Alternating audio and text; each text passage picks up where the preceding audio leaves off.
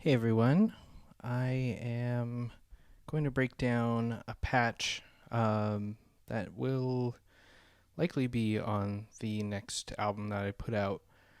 Not sure on a title yet, but yeah, I this is my first patch. I just with the 258 from Dunnington Audio. Just got it last week, and this is kind of the first thing I've patched up on it, and it's kind of interesting. I guess I'm not doing the most complex stuff with it, but in a way, it's nice to have another couple voices to pair with the 259 and the oscillators on the 208, as those are both have complex oscillators and have timbre sections. And the 258 is kind of just it's being a good workhorse because it's got some nice buzzy saw waves and square waves, but also really still nice sine waves too. So yeah, you'll hear that in a second. So I guess to start off with the first sound, it's coming from the 259, and it's just it's on the complex side. No modulation going into it yet. The timbre circuit's kind of turned all the way down, so you're just hearing sine wave. I'm using the MARF to sequence this, so it's a 16-step sequence, and it's going. The oscillator's going to the low-pass gate, and I'm just writing that I actually don't have any control voltage, changing the amplitude of the gate or anything, so that's just kind of full up. I am then going into the 207 mixer, and that is going into the far right channel, which is one of the CV panning controlled channels. And so I have, I have a looping envelope from the 281 just at full attack, full decay. So I think it, it's about a 10 seconds to the left and swinging back to the right. So it kind of, dances back and forth between the stereo field. But I do have a second output of that, and that is going into the 277 delay. And pretty minimal on this, but the trick I'm doing with this, I'm actually using the expansion ends, which I believe I talked about this on the episode that we featured the 277, the Mort Subotnick one. And so using the expansion ends, which is a hard left and hard right in, there's no, on the 207, there's no volume control for that, so I actually use the mixer of the 207, the 277, just the main input from the 292 to adjust the volume of the delays. So I'll bring those in. So there's that sound, and I'll kind of progress that later. The other one, now this is the first sine oscillator from the sine to saw oscillator from the 258, and I'll bring that up. So I've got basically I brought a theremin player with this patch. I'm using the 218 from the easel to patch directly into its 1.2 volt per octave gray input jack. That's what's really cool about this oscillator, is it has this dedicated jack, so I can just plug the easel in and it tracks perfectly. It's pretty amazing. I'm controlling the main pitch with the easel keyboard. And then I also have another pretty fast looping 281 envelope going into another pitch input, and it's just barely up a little bit to give it this vibrato effect. On the 218, I have the portamento turned on, so the notes will kind of glide up as you would hear kind of like on a theremin.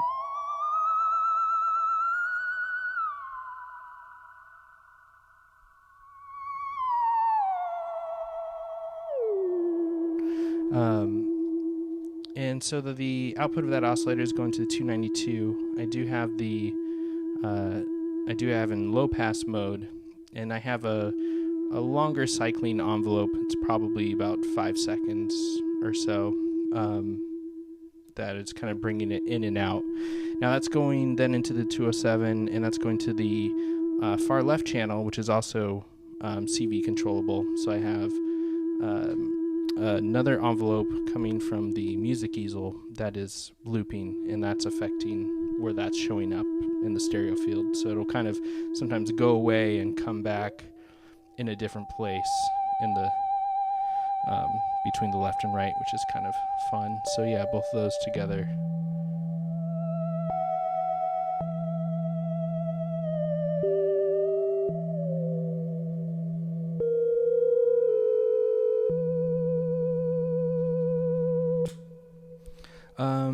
So yeah, those are kind of the two main portions of it. I also then have both oscillators from the 208, and on this video I'll kind of shift over. I don't know how well I'll be able to get this in.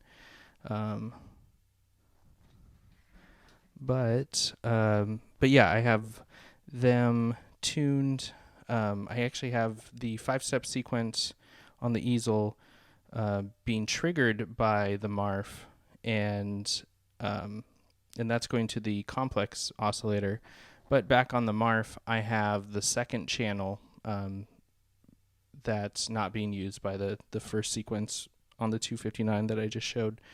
That is playing a 4-step sequence, so in line with the 4-step sequence on the music easel. And so I've got these chord notes with this.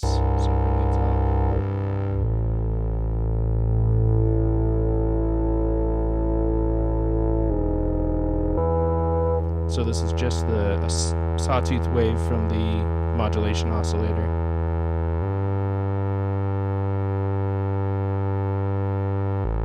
And then here's the complex oscillator. There's a little bit of the timbre up, and I can, throughout the patch, kind of shift that up. Also bring in a little bit of the saw wave. And so bring in the other saw wave, and we got this nice chord, kind of providing a bed for the other sounds.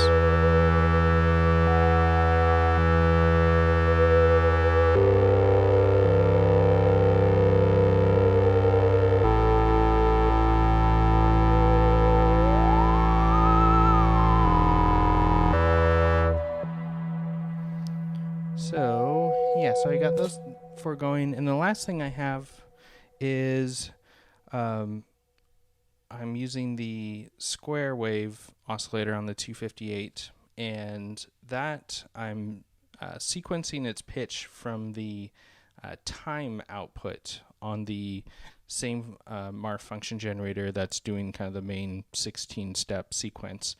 I also have envelopes triggering that, so it's kind of dormant except for 4 notes on this within this sequence. And I actually, instead of going into one of the channels on the 207, I have it going into so from the 292 going into the preamp on the 207, and I have that output then going into my outboard mixer separately. I kind of wanted to tweak the EQ on this because this was just going to be these kind of short percussive hits, and then a big kind of blast bomb for its 4th hit, as you'll hear. So actually I adjust the gain of that with the little gain knob, and so that's my volume knob for this portion of it. This thing is kind of gets really noisy, so there it is. You might hear other oscillators and stuff coming through from the 207 when I have this up, but so by itself it's kind of, it bleeds a lot.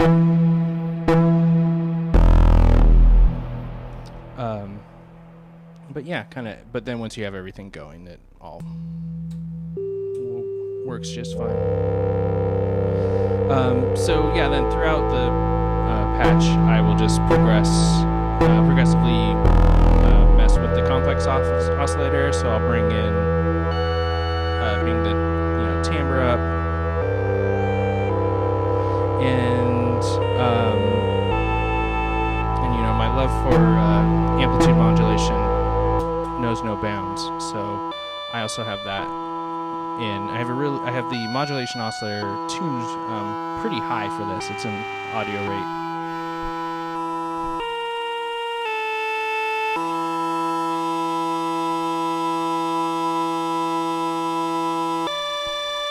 So yeah, it gets kind of ring moddy.